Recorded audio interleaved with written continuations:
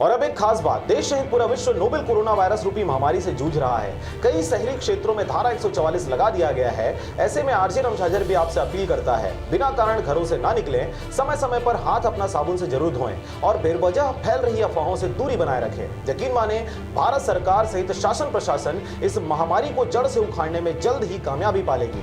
धन्यवाद।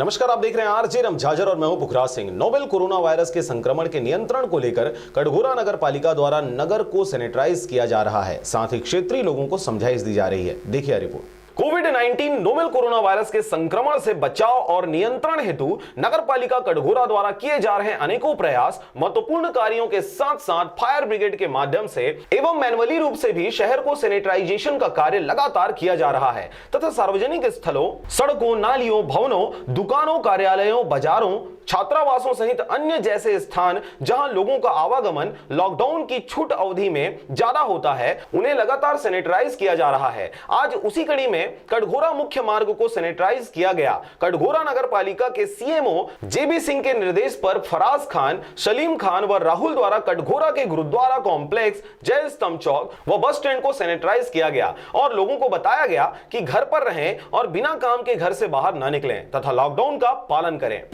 कोविड-19 corona virus अंतर्गत बचाव एवं प्रचार प्रसार हेतु अभियान चलाया जा रहा है, जिसमें नगर पालिका के फायर ब्रिगेड वाहन द्वारा हम लोग के द्वारा नगर के प्रमुख कमर्शियल एरिया, रेसिडेंशियल एरिया में सैनिटाइज का काम कर रहे हैं, जिसमें लोगों को जागरूक भी किया जा रहा है कि कैसे बचना है, कैसे उसका रोकथाम को करना है। उसका जागरूकता अभियान के तहत उसको कराया जा रहा है। अभी अपन बस स्टैंड और जयस्तंभ चौक और गुरुद्वारा कॉम्प्लेक्स यहाँ पे अपन फायर गाड़ी के माध्यम से अपने टीम के साथ में सैनिटाइज का काम कर रहे हैं। इसमें राहुल और सलीम खान मेरे साथ में हैं। मैं फायर इंचार्ज हूँ, फराज खान मेरा नाम है। कटघोरा से शारदा पाल की रिपोर्ट, आरजे रमझाझर।